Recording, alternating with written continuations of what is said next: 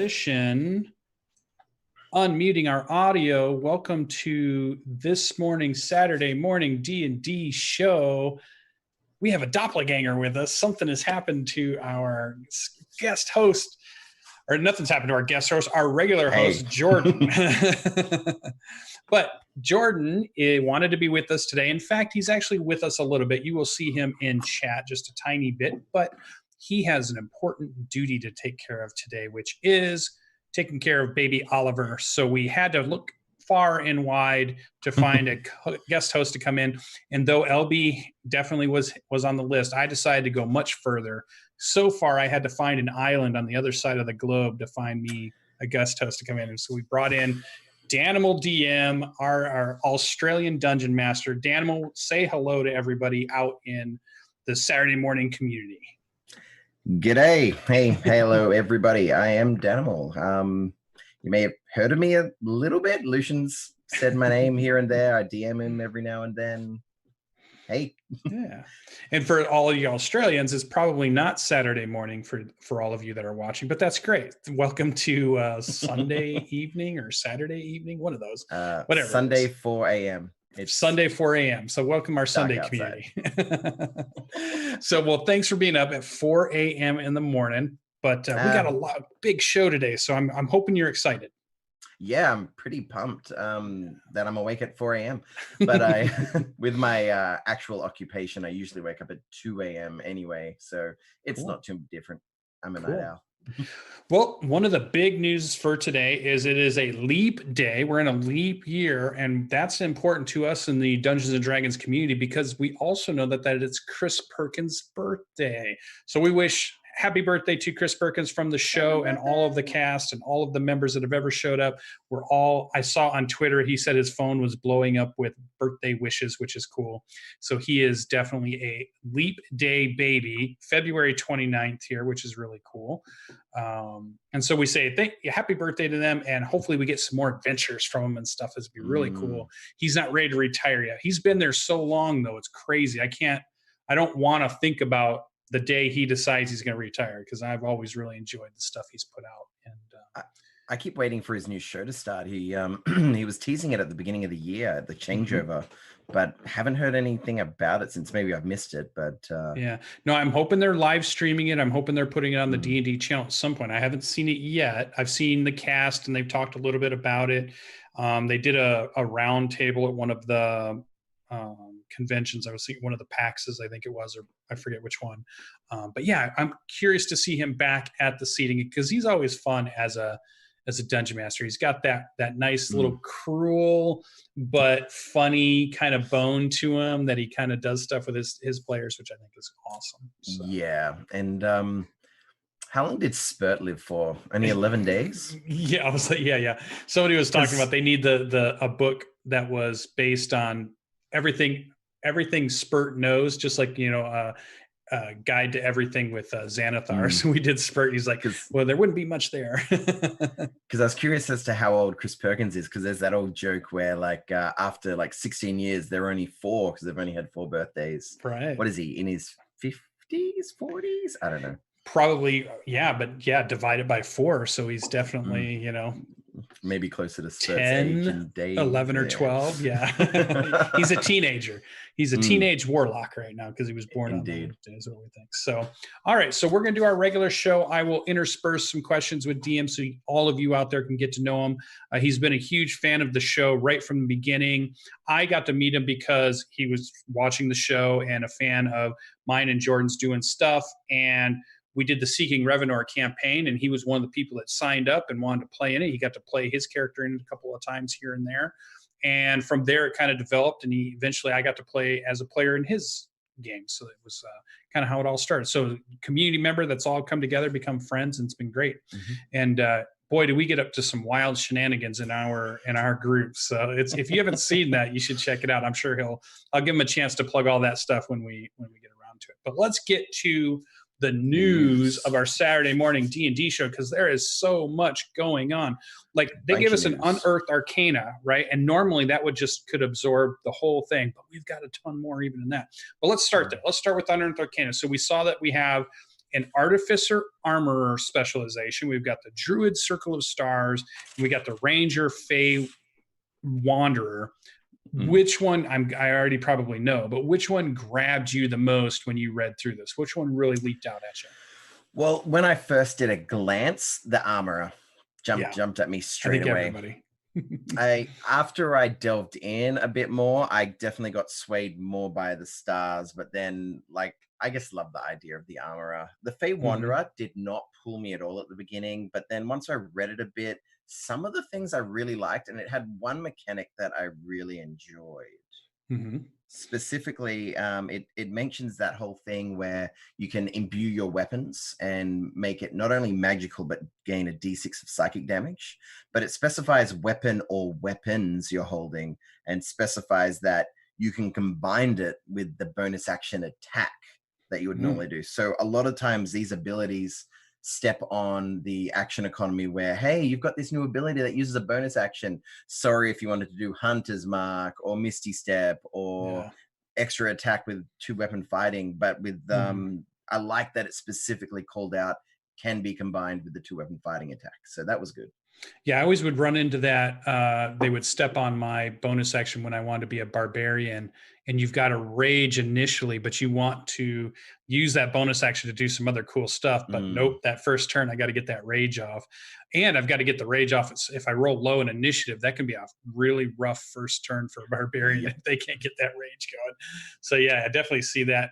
And not everybody gets really good bonus action stuff. Like, I guess the Thief has a lot of things to be choosing that they could be doing with their bonus action. The Ranger is starting to have a lot more things they could do. The Monk has some things they can do with their bonus action, but not all the classes utilize that a lot. Like my Wizard didn't have a ton of bonus action versatility at all to choose from. So it is interesting, but I think it's true. I think most people gravitated right to the armor first because everybody leaped to, now I can play Iron Man in, D&D. And actually you could, because Jordan actually did an Iron Man character that you could actually get to it by certain combinations of spells and multi-classing and doing some things. You could eventually get there, but this like gets you there like, level 2, I think, or it's either level 2 or 3 when you're picking your specialization for the Artificer. And so that's kind of cool. So you get a really cool imbued armor. I wonder if we'll ever get something that's similar to the armor, but it's all weapon based. So it's all like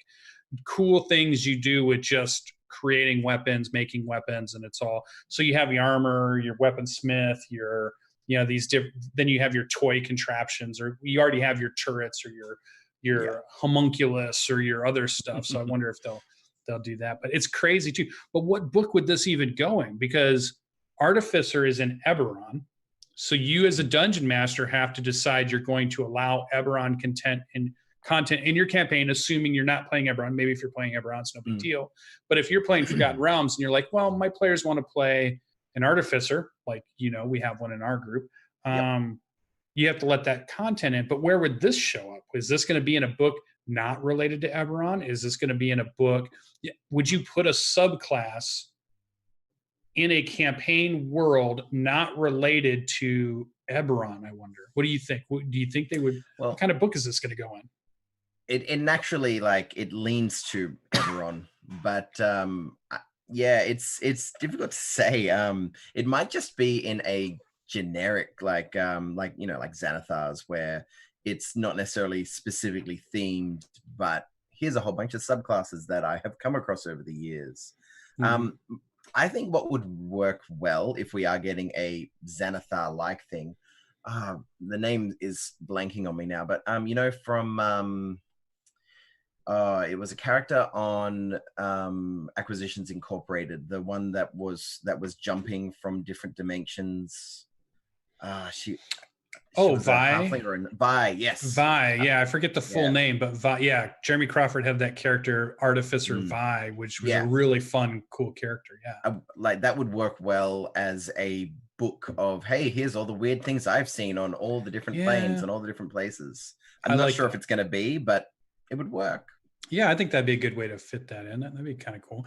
I mean, or it's maybe we're going to see an additional Eberron book in the future, because to me, I always thought if we saw an Eberron book, we might see one, but I didn't necessarily see them creating 3 or 4 or 5 to continue to support that campaign world. But maybe I'm wrong. Maybe they are really going to have several books that are going to support the Eberron campaign world. Maybe they're going to have, because we're, when we see some other news, they're already creating books to support some other worlds that are out there. So it wouldn't be too far-fetched to do that. So it'd be very interesting. Eventually, next week, I'm sure Jordan will probably talk about it because he's a huge Eberron fan. And one day, we're going to have the creator, good old Keith, on. He said he would come on. It's just I got to try to get a schedule that would work. So it's going to hopefully happen eventually. So but that's cool. And Druid of Circle of Stars, I mean, it's to turn into like a starry form and to deal with the constellations of the world. And as a dungeon master, you can kind of work out what those things are. Well, what I particularly like about that one, and a lot of the subclasses actually, it's something that Jeremy Crawford's brought up a bunch, that trying to almost force players to be creative with their character creations. Like it's saying, hey, your star book can look like this or anything that you like. And a lot of the like Artificer stuff is try and theme it in a cool way. And I do like that they're pushing that a lot. Yeah. The abilities give you plenty of room to theme. They're not just telling you the firebolt must look like a fire arrow that flies through the air and hits something. They're really leaning towards more encouraging you. You have this ability. Now you tell us what it looks like, or you tell us what the contraption thing is that holds it or whatever. So yeah, I do like that change. And I feel like that's a philosophical change for them. That's something that might be a core tenet that we eventually see if we ever do get to D&D 6e. I bet that's a core tenet they start from, and that'll be a big difference between when you're looking at what 5e looks like and what 6e looks like. I bet they lean more in that direction than they have in 5e. I bet they lean more that way, so it's pretty cool. But so you guys can find that out there in the Unearthed Arcana. I'm sure there'll be a survey out. There's already surveys out on the previous Unearthed Arcanas, and we've seen a lot this year already. We're already like part 3 at this point, part 1, 2, and 3, and all these ones are out there, and we've still seen these haven't got into the book. So there's lots of subclasses floating around for us to try out in our campaigns and do testing and give them feedback on what we think. They're always typically going to be a little overpowered for you dungeon masters that are out there. So just be ready for that. And don't be surprised your players want the old version of UA because they know it's overpowered too. Ours is constantly lobbying for that because once they do get in the book, they usually bring them down in line again with the rest of what's going on. But they start out pretty powerful and fun and cool. So be ready for that. But put them in your games, let your players play around with them, and then give Wizards of the Coast some feedback on what you thought, what you liked, what didn't kind of mesh well in your campaign or didn't work well at your game. So that's super cool. We could even spend more time on it, but we got plenty of news, so we're just going to keep right on going. So we saw a book kind of rumor or what we call that, a leak happen, and then it got taken down, and now I don't think it's out there if you can find it, but it was called we saw a picture of it. It's going around on Twitter. It's out on our Discord if you're out there looking around for it.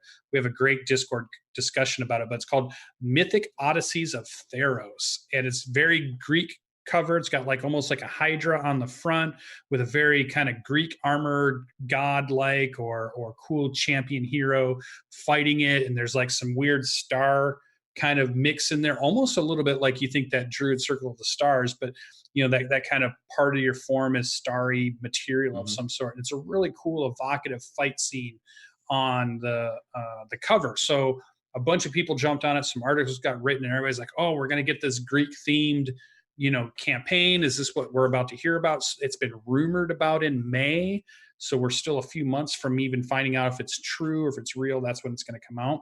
But I noticed, and I think a lot of other people, I wasn't the only one, plenty of other people noticed the little icon in the top left-hand corner matches the Theros icon for the card set Magic the Gathering. We already know they put out a Ravnica book.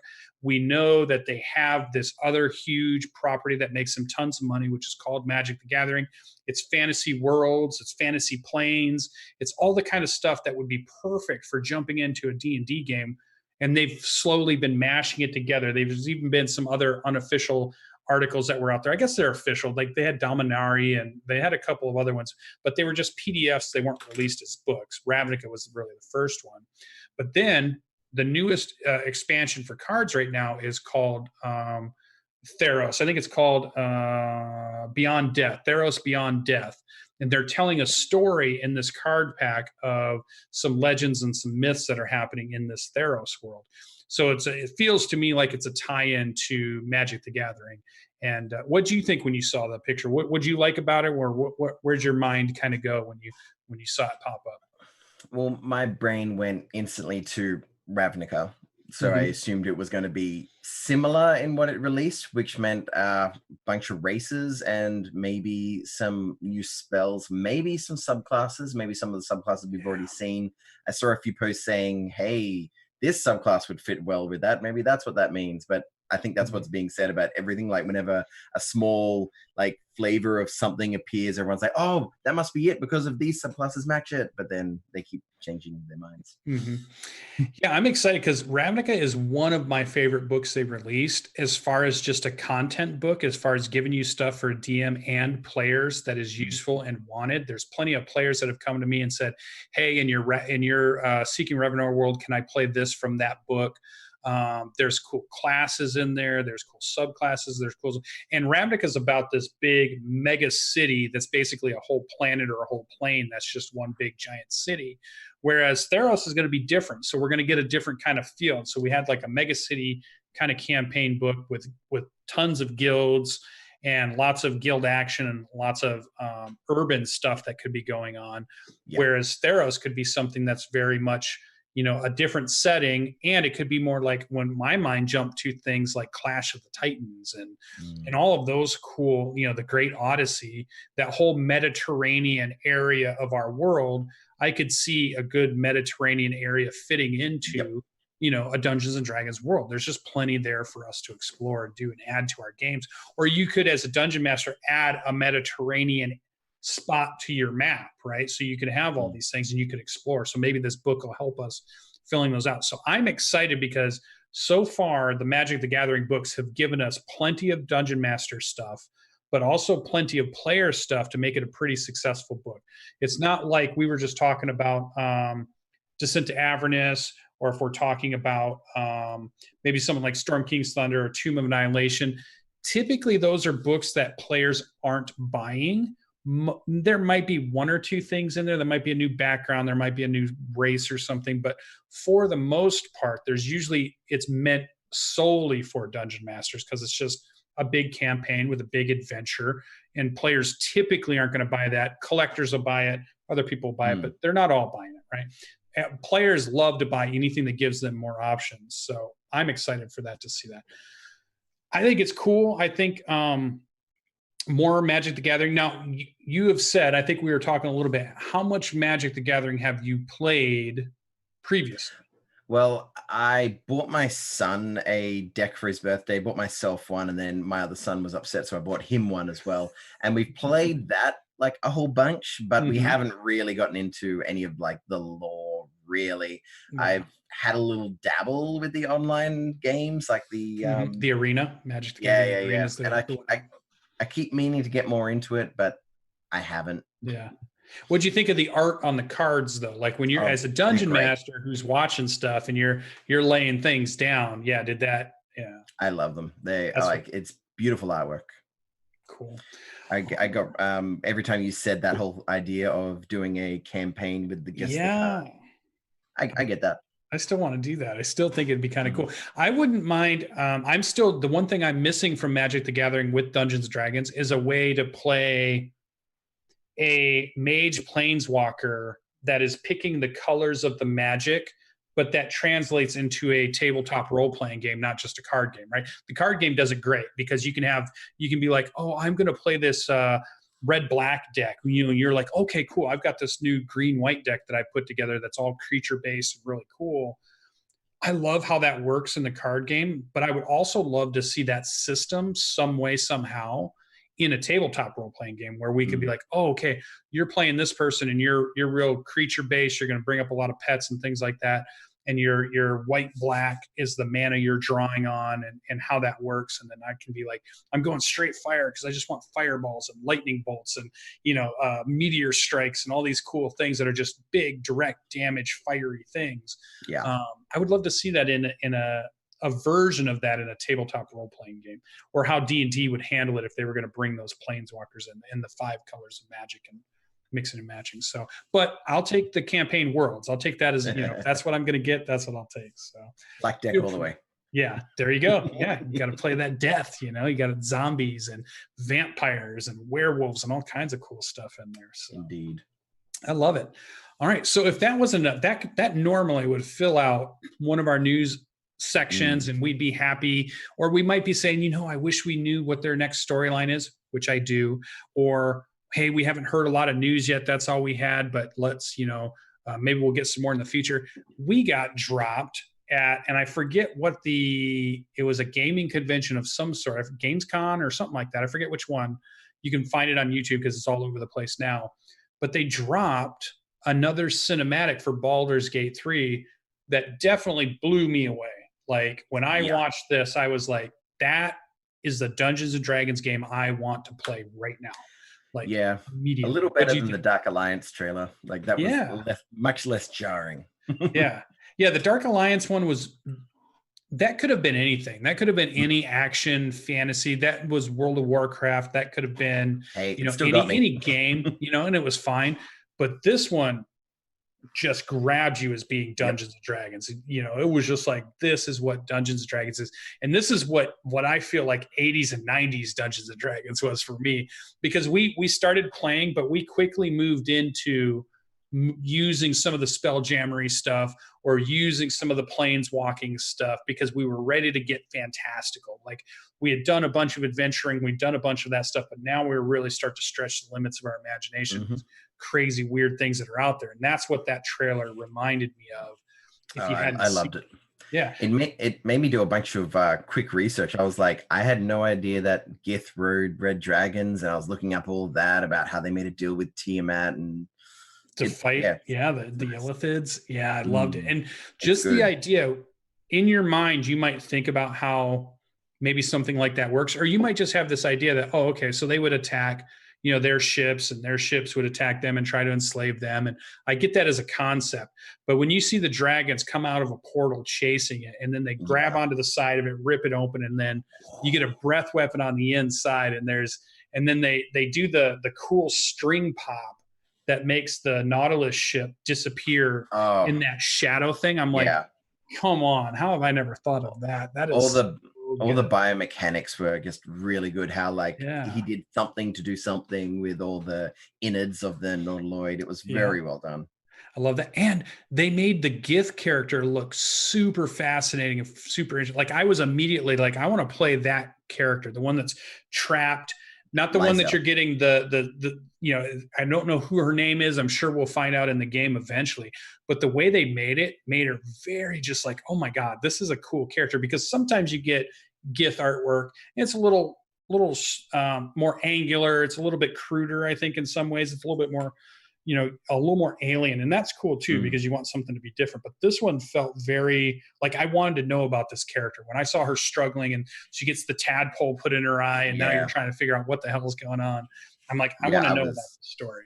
I was definitely pulled in by her character. And what was, if you watched the 2 hours of gameplay footage, her name's Lizelle. Oh, there we go. And my brain instantly went to, she's on this ship. And if you looked around, there were a lot of dead mind flayers just lying down on the ground. So I assume that something we didn't get to see was that they were previously attacked somehow for some reason.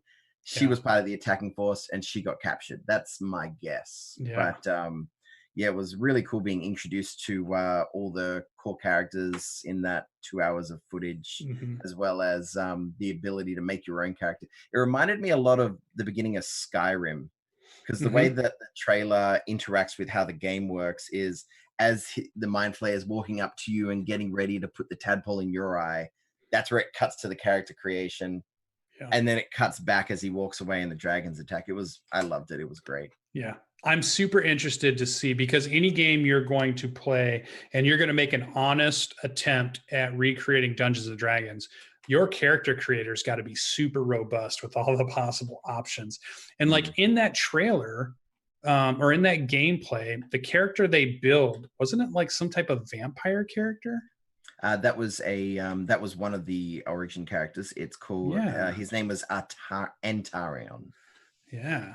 And so I thought that's cool. Where do we get that? Yeah. So a vampire that can walk in daylight, a day walker kind of thing, kind of cool. So I was like, okay, I already want to know about this. So I didn't go through it as much. I know many of you are probably scouring through all of the things and rewatching it to catch all the cool stuff. And I think it looks really good. I feel way more confident than I did before about hearing about the game, because sometimes they make these games and they're good, but they're, there's been some companies that have stumbled on some of these. I mean, I love Neverwinter Nights. I love the Baldur Gate series, but Neverwinter Nights was really my favorite of them. And it looks like this one, they're really putting the kind of love. Now, I have heard, some people are kind of groaning a little bit. You know how the internet gets when it's not exactly the thing they want. There'll be some people out there, and they don't like the idea that maybe the combat's more turn-based, more like Divinity Original Sin kind of version is the thing I've been hearing everybody compare it to. And that is a different style of game.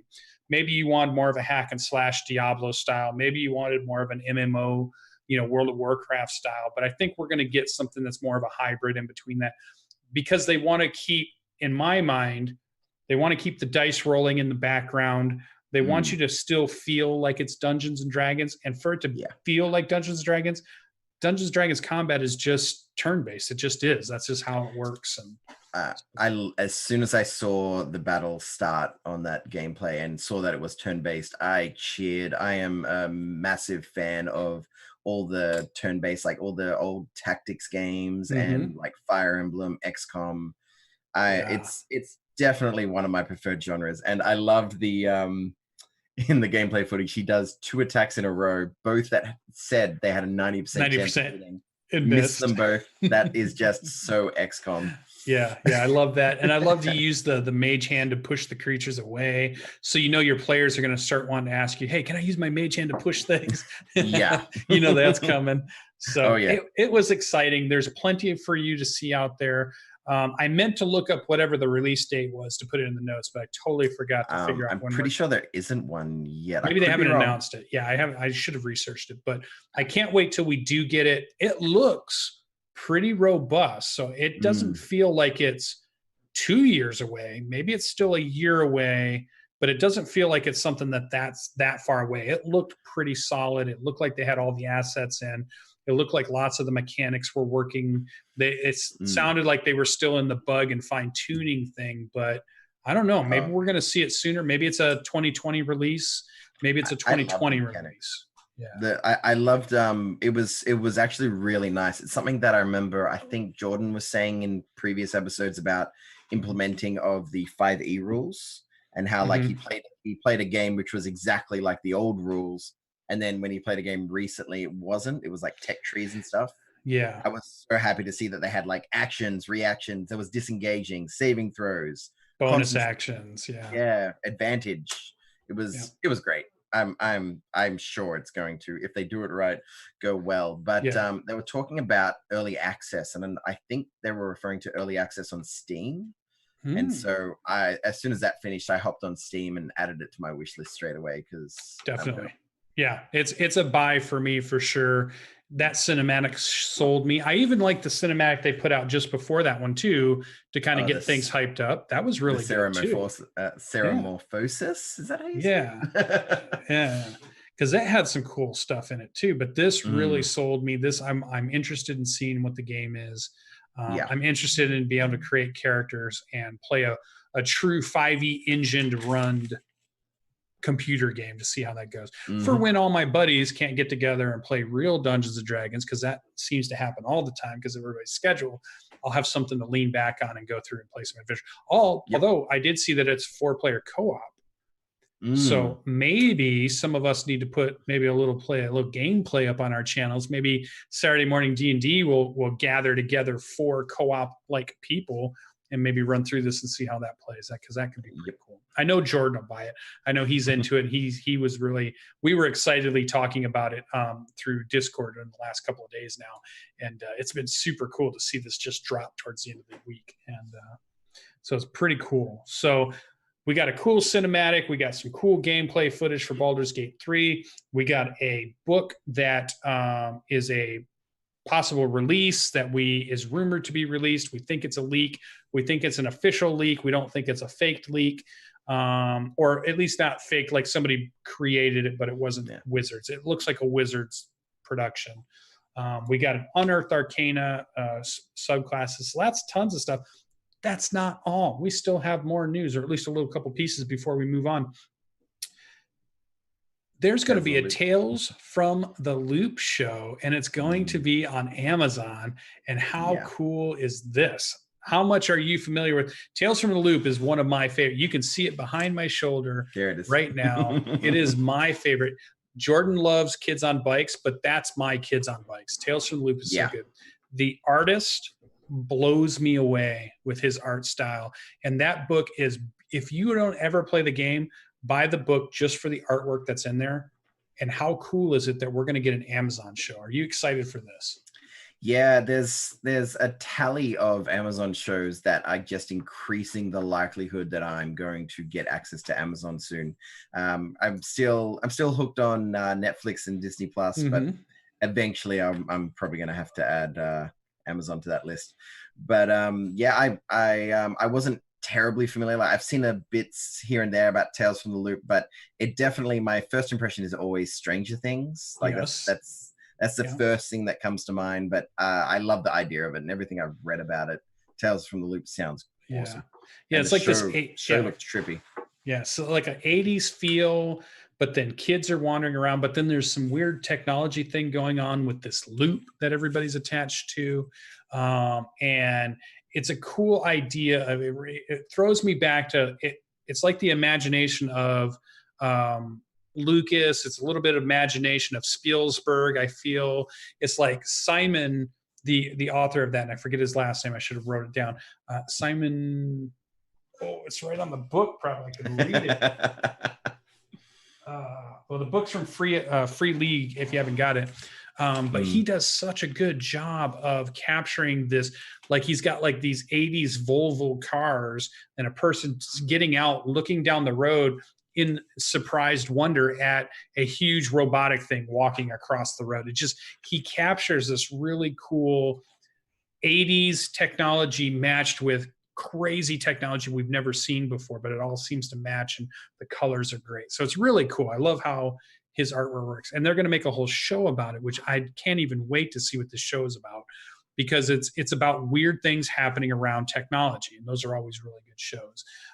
In some ways, you get that with Stranger Things, like you said, because Stranger Things is weird things happening around technology. They're playing around with power sources. They end up ripping a hole to somewhere. I won't spoil it too much for those of you that watch Stranger Things, but if you haven't watched Stranger Things, get out of the show, because that's one of my favorites of all time. There's 3 seasons. You've got to go watch it. But technology acting weird and creating weird interactions with an 80s town, So I love it. So I can't wait to see what this is. We'll have to see that. It's supposed to be in April. Here we are at the end of February, last day of February. We got March coming up.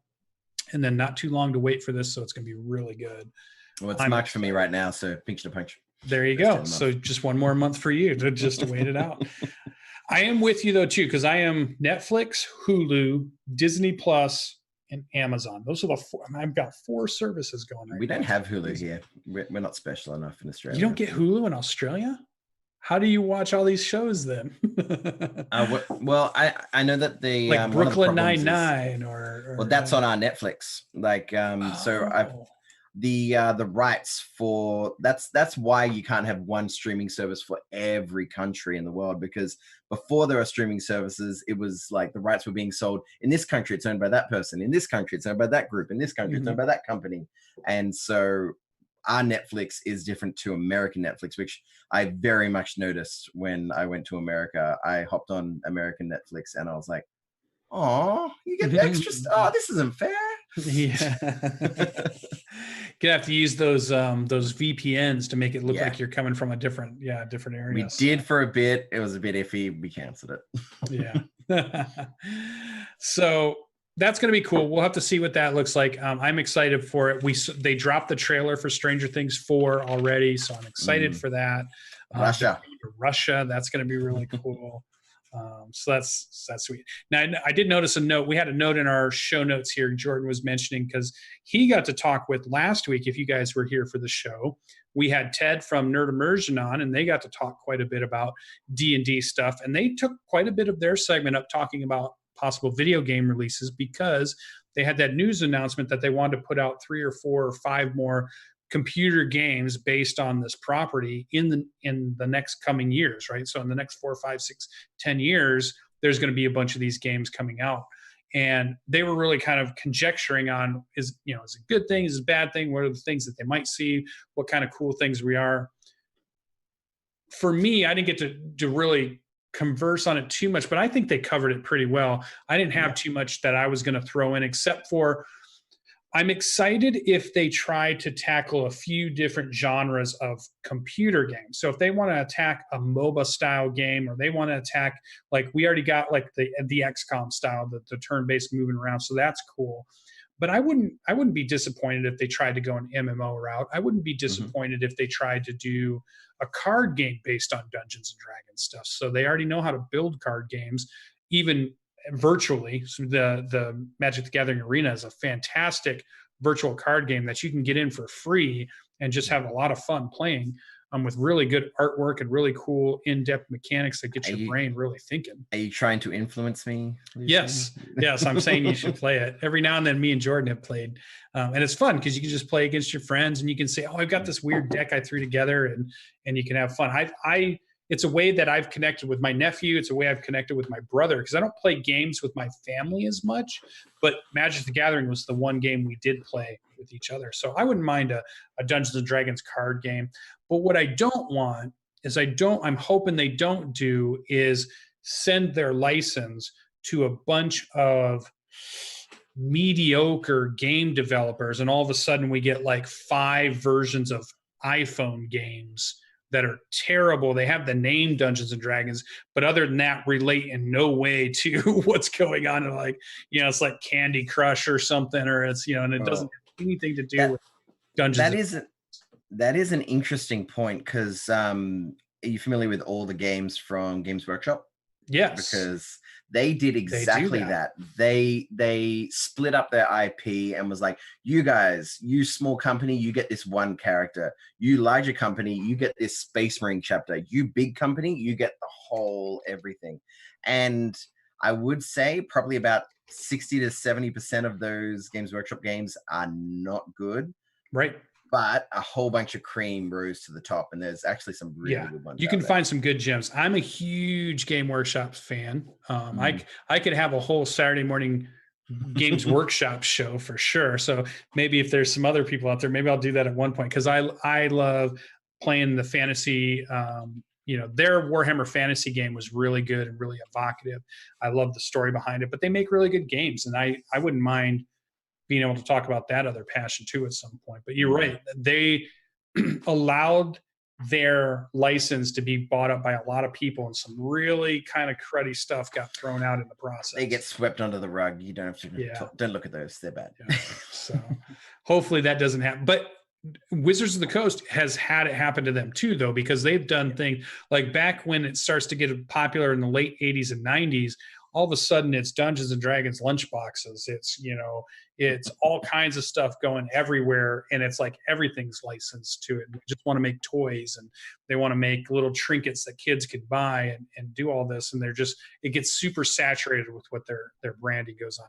I hope they're a little bit more of a connoisseur of who they pick to work with these days. And maybe they have the clout to do it going around, because it's so popular. And I think what happens is the pitfall is we're so popular, everybody wants to be a part of Dungeons and Dragons in some way, but they don't really get it. They want to be a part of the popularity, but they don't really want to be a part of what it really is, playing the game and the memories and the stories and the things that we get to do. That's Dungeons and Dragons more than it is, we all have cool baseball caps, and we have, pens and pencils that have Dungeons and Dragons on them, or all of a sudden we get coffee makers that have Dungeons and Dragons, or we get, just like weird stuff that doesn't necessarily, although some of you out there are probably like, well, I want a coffee maker that's Dungeons. Hey, if I had my way, they would make a turn-based strategy game on the Switch, which is my preferred medium. I love just going randomly places with it, but like an all-enclosed one, like you can dumb down the graphics if you want, but like, I've always been a fan of games like Advance Wars and all those handheld tactics. Fire games. Emblem, Final Fantasy, Chrono Trigger, all that kind of stuff. Love it. That's a different style as well. I would love a D&D game of that as well. With Chrono Trigger. JRPG, yeah. So I think that's our news for this week. I think we covered a lot of the cool stuff that was out there. I didn't even get to go, and there was so much going on. I didn't even go and watch half the videos that they would have put out on the Wizards of the Coast channel. I'm sure there's plenty out there. Keep an eye out, because I'm sure Jeremy will be back and they'll talk to us about what they were thinking about with their Unearthed Arcana. That's always my favorite thing to watch after it comes out, because I kind of read the rules, but then I get the idea of what they were trying to do. Whether they were able to do it with the rules or not, I can at least see what they were trying, or where they were starting, or what idea they were trying to wrap their heads around. And sometimes you can just, that's inspiring for, a dungeon master to hear those kinds of things. So see the creative backbone of what knowing how it started, and then you can see how it ended up and go, oh, I see how they got there. Maybe I don't like the way it worked, but I see how they made that leap. I see where their logic went. So all right. So normally we have another section here at the very end, though. I think what we should do is learn a little bit about Danimal here, just a tiny bit. So I'm going to throw some rapid fire questions at you that you're not even prepared for at all. So here we go. Did you, starting with your Dungeons and Dragons career, did you start as a player or a dungeon master? Dungeon master, definitely. I'm that guy who, when you get a new board game, get a new anything, look at the rule book, they just hand it to me, knowing that I'm going to teach them how to play. Well, the most recent one is Mysterium, super fun game. I'm always the guy who has to read the rule books for board games. So when somebody got Dungeons and Dragons, my brother-in-law, he's like, and started reading, and he's like, here you go. Now, was this a recent thing that you've gotten into Dungeons and Dragons, or how long have you actually been involved? I've been playing Dungeons and Dragons for about 2.5 years, so I'm relatively new. Sure. But I've definitely been very familiar with it over the years. I've played a few video games here and there. I've definitely wanted to play it, and I knew I had no one around me that was interested. But that is something that I love about today's climate, where we can play online so easy, as I'm sure you're quite aware. Yeah, finding players before, because when I had played a lot early on, but then got out of it, was playing computer games and all the other stuff that was going on, mostly because it was hard to keep groups together, or if you moved to a new place, it was, how do you find a new group that you're going to play with, all that kind of stuff. But with the advent of me decided to jump back into it, and really was watching Adam Colville play, and or Adam Coble doing his Roll20 stuff, Matt Colville talking about being a dungeon master, and kind of getting in the very beginning of Critical Role, because what I was really watching was they were doing the tabletop board game show before they started Critical Role on Geek and Sundry with Will Wheaton, and I was like, I was like, oh my God, Will, this is the coolest thing. I mean, I love you in Star Trek, don't get me wrong, but this is a cool thing where you're showing us how to play board games and how fun people are having it. And I've been missing out on this. I need to get into this. And they were doing a couple of tabletop role-play games, because they did like, I want to say they did a Dragon Age one shot. He did Titan's Grave, which was another role-play game. And they did some other things. And then Critical Role came on the channel, and I was like, I want to play D&D again. I want to get back into it. So this is back when they were starting. And I was like, all right. So I looked around for a group and couldn't find it. But I found online tools through Adam doing Roll20. And once I found Roll20, that opened everything up for me. Because if you're having a hard time finding a group in your local area, your friends or your coworkers, or just your hobby shop doesn't have that kind of scene, don't worry. You can jump on Roll20 and you can play with people anywhere in the world. You can find a group of people to play with. And I love it. that it was also what inspired me, because I stumbled across Adam Coble because we were cheaping it out. We weren't actually buying any of the books or anything. So the very first thing I ran was the like the first few missions of Adventures League, like the very first one for Tyranny of Dragons. And I was like, oh God, how am I supposed to do this? I want some help. And I Googled online and found that him and his group actually did like the first 10 those missions. were good adventures. Yeah, that was really good. And I was just like, I was copy paste. I was like, anything novel or interesting that was outside of the what the document had that he did, I pretty much was just straight up emulating. But yeah, he definitely and hell, I just straight up followed him, because after that he did Tomb of Annihilation. That's the campaign I ran, and then he did Waterdeep, and then that's the campaign I ran, because I love the guy. He is, when anybody asks me of like who have been my two inspirations to become a dungeon master, because I had only played before then. Like I'd played back in the 80s, I'd played in the 90s, I played all these role-playing games, but I was never a dungeon master. Right. It wasn't until I saw those two, and they really said, if you're having trouble finding a group, just be a dungeon master. Just do it. It's not as hard as you think it is. It's really fun and fulfilling, and you're really going to enjoy it. And when I finally jumped in and did it, the first one I did was Numenera, because I was just looking at games that were out there, and there was a popular scene popping up with Monty Cook's games. And so the very first game I ran as a dungeon master, a game master, and it's up on my channel, YouTube channel, you can see I run Numenera, and I fall in love with dungeon mastering.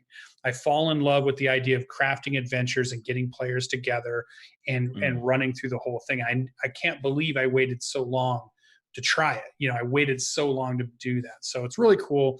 That's cool. I love your origin story for being a DM too. That's pretty fun. And I'm sure you're not even going to look back at this point. You're just going to be playing a bunch of games. Now, have you started already looking at other role-playing games you're thinking about, or are you still just super invested because it's only been about 2 years in Dungeons and Dragons? You're just still diving into Dungeons and Dragons. I'm definitely more invested in D&D without a doubt.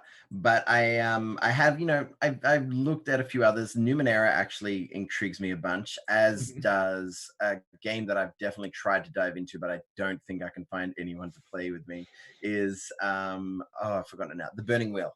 Again, because I've watched Adam Coble play it, and that looks fun, but the rule set is quite complex. Yeah, that one's daunting. It looks fun though, and I've made a couple of random characters here and there, but yeah, it's Roll20. You can find the players if you want. Yeah, and then the other thing that I've looked at is, and my wife is considering running, is Call of Cthulhu.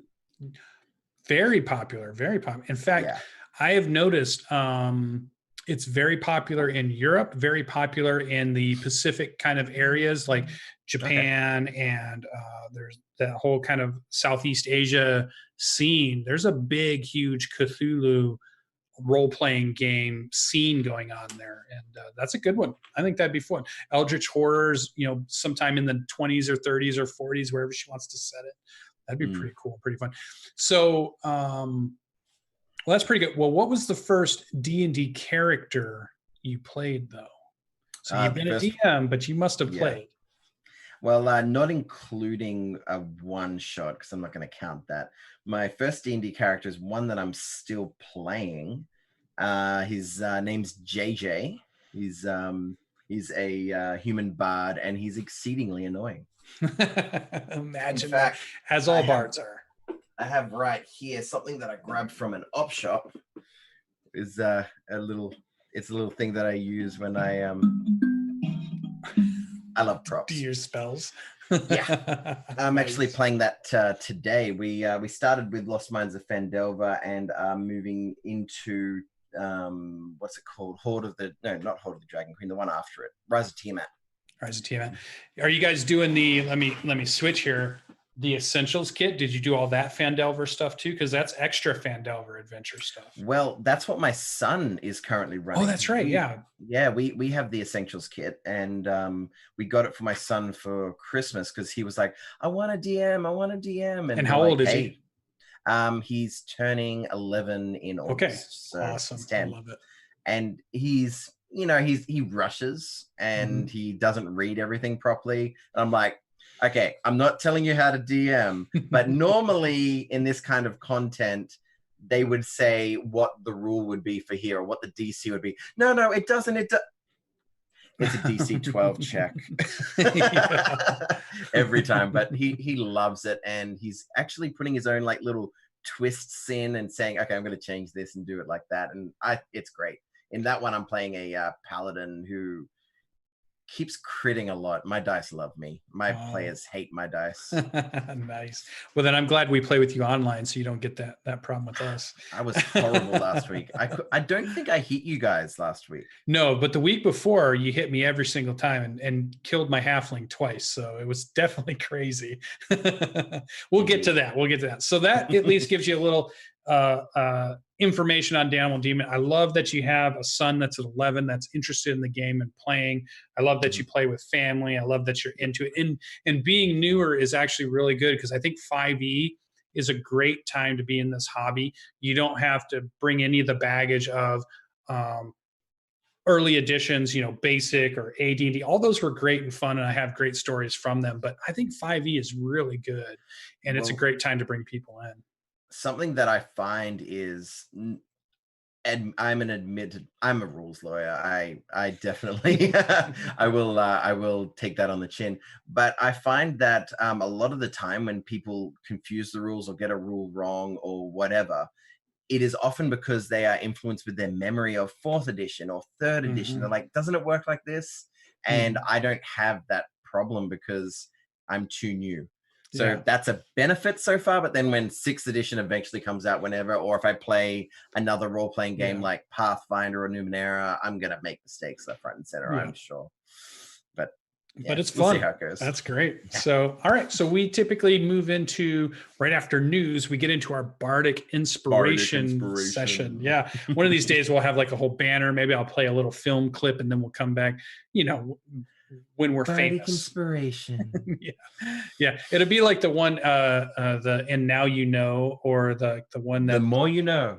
Yeah. That'd be perfect. A little rainbow and a star going across the screen. Yep. But my Bardic Inspiration this week, I had a bunch of them because there was so much going on. But the one I really wanted to clip onto was this idea of the Benjamin Button campaign. And the idea, this is the construct. So for you dungeon masters out there that want to run with this, I'd love to hear how you take this idea and run with it, or if you've already done it, because no idea is really original. Everybody always has these same ideas. But this idea where you start your players at level 20, and you make them make their characters, probably a campaign that works better with players who played before, maybe not necessarily just spring it on somebody who's never played Dungeons & Dragons. Have them create their characters from 1 to 20 and have them keep a log of what they chose at level 1, 2, 3, 4, 5, 6, 7, 8. So it's really easy to know what they lose when they lose one of their levels. And the premise of the adventure short campaign is they're at level 20, something has happened, and every session they begin to lose a level. And they have to solve the problem, hopefully, before they get all the way to level 1. Because if they lose that level 1, the characters just disappear and as if they've never existed. And so my idea was the other thing. So it's a mystery more than it is a combat thing, so that you're not so worried about crazy 20th level powers. You could throw some in to let them feel, have some fun.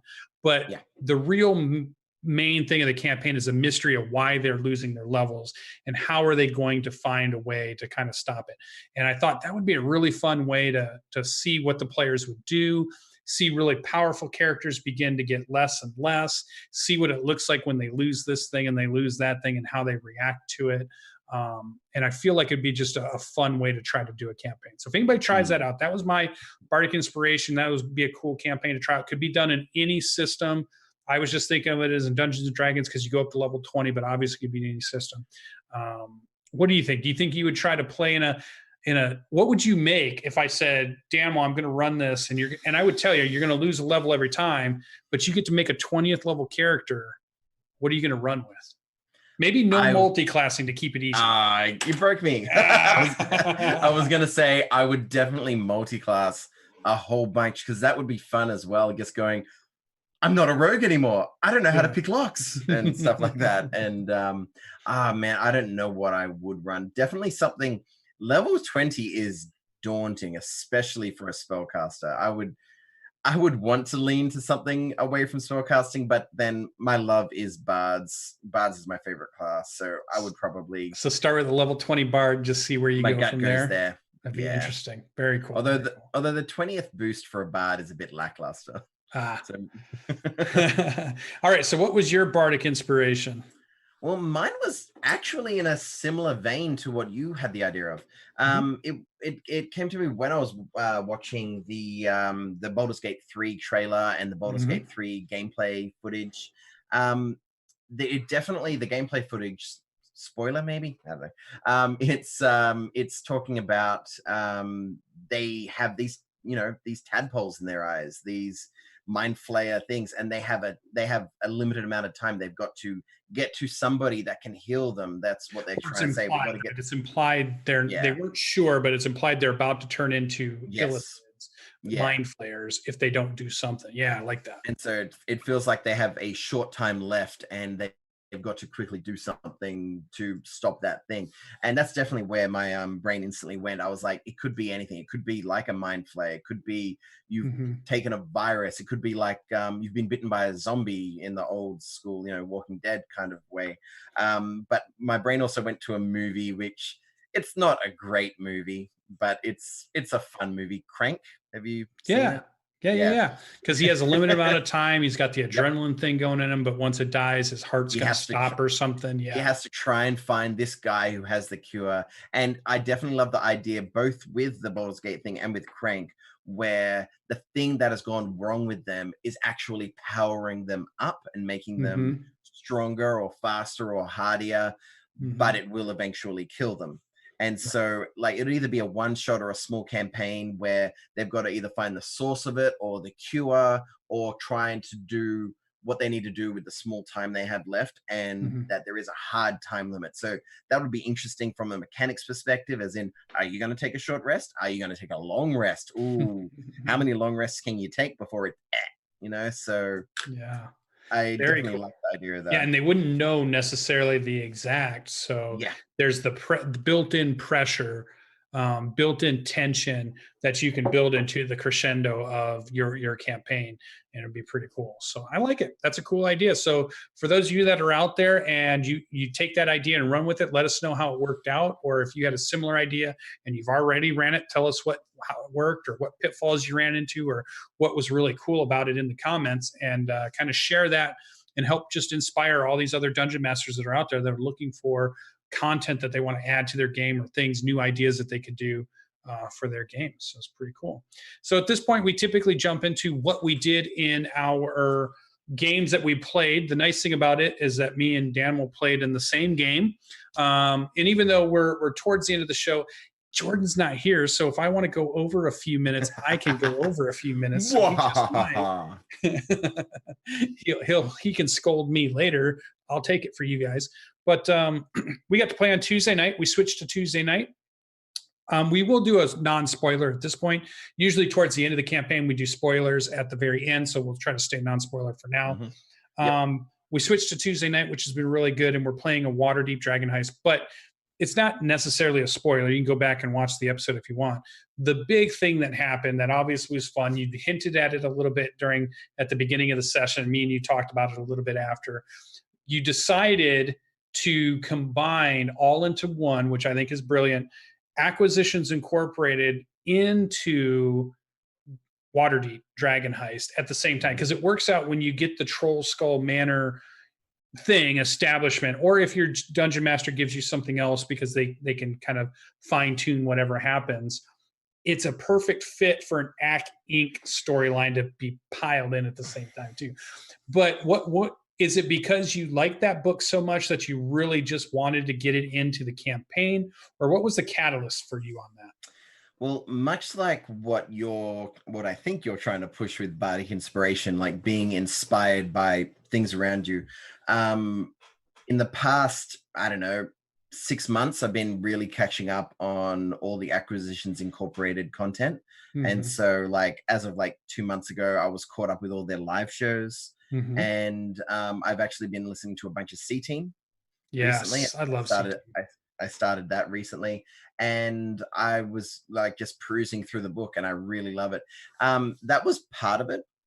Honestly, though, another part of it was a small problem that I found, because as you know, this is the second time I've run Dragon Heist, as pretty much everything that I run Lucian through, I have already run my home group through. So I did Tomb of Annihilation in my home group, and then I did it with him, and then I did Waterdeep, and then So a problem that I ran into was the idea, spoilery, you do get some form of property. And the idea that, like, what if there's a TPK, or what if a character dies, or what if somebody is like, hey, I don't want to play this character anymore, I think I might leave and make a new character. All of a sudden you have no rights to this property. And it's something that has been in things before, where it's like, whether it's property or you don't have any links to the group, and you're trying to figure out a reason, like, hey, all these people are like stuck in their ways, but then let's bring another person in. Yeah. And so I was thinking of a way of assigning it like as a gift, but at the same time you don't exactly own it, and things may change. And so I was thinking about that, and I'm like, oh, what if you're a part of something? And then as I'm flicking through Acquisitions Incorporated, I was like, yes. And so I've tweaked it in a way where you now are actually applying to be an Acquisitions Incorporated member, whether you like it or not. And honestly, I was a little worried, because I don't like shoehorning. I don't like cornering my players. You have to do this thing, but I definitely did it in this situation. but yeah, so the idea that it's going to bind you guys as a group. But again, if somebody needs to leave, or if somebody doesn't like their character, or if somebody dies, oh, you've been assigned this new person. And so it also allows send in another person, which is really cool. Yeah, I like it. Because that was also something that was interesting in Tomb of Annihilation, where once you're in the tomb, you're very... What do you do? Yeah. Well, it does tell you a few ways, but they're definitely very... A wizard contrived. Did it. Yeah. They've been here all this time. They were here with a previous expedition. I think the key one is like, if you remember, there was that mirror that things could get. Yeah, a similar thing like that, where you guys come across something. Hey, look at that Kenku there in that painting. That's weird. And as you walk past, the painting falls down and smashes. Hey, I'm a Kenku. Yeah. Can I join your party? Let's go fight a Surak. Exactly. Yeah. So that's cool. I actually liked it. I'm a huge fan with it, so I'm going to dive right into it. But you're right. You got to kind of think about what kind of players you've got, because Ac Inc. is a certain style of game, which is a really fun style. Many people are going to like it, but there will be people that maybe aren't into that style either. So just, try to feel out your players, try to have a good idea. Now, our group is usually, when Danimal throws us something, they lean into it. We've got a lot of crazy characters that like to just lean into their character. And they've been having so much fun with killing people with chairs. And they're joking about the halfling all the time. And I'm sure I'm going to kill at least one or two of them before the adventure's over, just to prove a point. So we kind of, but the key I'm going with that is our players are really good about picking up what Danimal's putting down. Like, so he's putting something down and he's like, okay, let's run with that. Let's go with that premise. So that's really cool. So I enjoyed that. So that's our Tuesday nights. It's a really fun game. We are now smashing together Acquisitions Inc. in some ways, but we're really diving into Waterdeep Dragon Heist. And I can't wait to see how that plays out. It's going to be super fun. And it's cool because I like how Danimal says, I've ran it with two groups, so he gets to kind of compare, well, when I ran it this time, this happened, and when I run it this time, this happened. So maybe at the end of this one again, we should have you on and we can talk about, like we did with the differences, like here's what it was differences-wise with Tomb of Annihilation. Here, we'll do a spoiler show or something where we say, hey, this whole show's spoilers, and we can talk to you about it. Because I'd love to interview on that and just say, what'd you think about this? Two groups running through it, and what did you think about this? One thing that's already happened with Dragon Heist, and I won't delve too into it because spoilers, but you remember that particular instance of a something you weren't ready for, and you thought, hey, what is that doing there? That looks way overpowered. I let you guys have a long rest before heading into that area. Because my party of 4 nearly TPK'd hard And I was definitely going a little easy on them at that point because I'm like, uh-oh. But you guys still, even with the long rest, you still had trouble. We pushed too far too fast, and that happens when you just go from you snowball from one combat to combat to combat, and you just keep getting yourself in trouble. But I also like the idea that we're not too cautious, because sometimes we did it a little bit in Tomb Annihilation where we wanted to do one room and then rest, and then do one room and rest. And that's not necessarily the way it should be done either. But you definitely have to be careful about pushing too far, I think, too. So that's really cool. Yeah. So those were the games I played. Now, did you play any other Dungeons and Dragons last week? Yeah, I actually regularly play about 3 to 5 times a week. It's great. Oh, there you go. I definitely play too much. Arguable. So I play, like I said, I'm playing tonight. Well, today, probably your night. I'm playing we're leading into Rise of Tiamat now. We've just gotten to level 7 or 8. And we're heading to Neverwinter, and that's supposed to be taking place today. I play Essentials kit every my Monday, your Sunday with my son. We're nearing the end of that, I think. I play with you guys every my Wednesday, your Tuesday. Every my Tuesday, I play with my home group. They have finished Dragon Heist and are up to like level 3 in Mad Mage, where I'm assuming you guys are wanting to go eventually. And lastly, I play Curse of Strahd with my other PC that I get to play, my Arabella, my human barbarian. By the way, I love humans. I'm sorry. Are you doing variant so you can grab feats at the beginning, or do you just love human? No. Variant, power gaming it. I try not to, but honestly, we're doing Curse of Strahd with 3 characters. I'm a barbarian, and the other 2 are bard and sorcerer. And we're in trouble. We're in big trouble.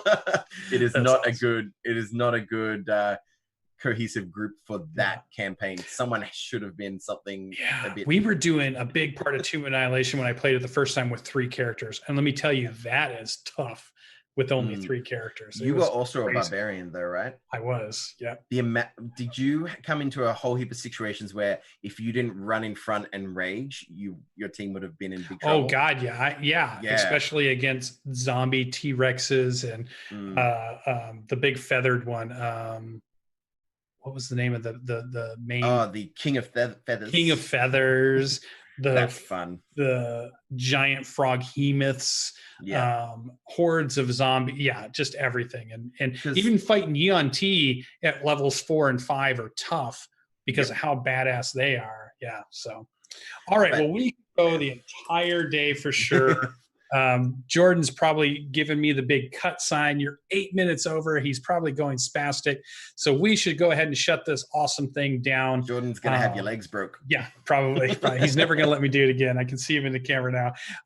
But I want to say thank you so much, Danimal, for coming. I hope you had a ton of fun on here. I'm sure it won't be the last time, maybe down the road. And maybe sometime we can get you over to Gen Con with us to hang out at some point. Would be super cool, because you're going to PAX Australia, which sounds really cool. PAX Australia. There's no tickets on sale yet, but we've got our accommodations, so so you guys can see them. If you're going to an Australian gaming convention, keep an eye out for Danimal. He might be out there. You can definitely check out his channel on Twitch, which is DanimalDM, capital DM, and you can find him on Twitch. So that's our show, folks. Wish Chris Perkins a happy birthday on Twitter. Happy birthday. Go check out all those news items that we saw. Definitely be in the comments and tell us. Keep the conversation going. We want to hear about your campaigns. We want to hear about the characters you're playing. We want to hear about all the cool stuff that you're finding on the internet, all the sneaky stuff that you say, hey, I think this book's releasing, or I think this is releasing. Give us all that good stuff in the comments. Jordan says he wishes he could be here, but he had the Oliver was definitely more important at this point, and I agree. We got to make Oliver grow up to be the best DM ever. So that's what he's doing. He's whispering all the rules into his head so that he learns them as he grows up. So that's all we have for today. We'll see you next Saturday, which I believe I'm going to be gone. So Jordan's either going to do a solo show or look for a guest host, because I don't know what's going on with our schedule. It's crazy. But you will see Saturday morning D&D show next week. Keep an eye out. Thanks for coming, and we'll see you in the next one. Bye. Bye.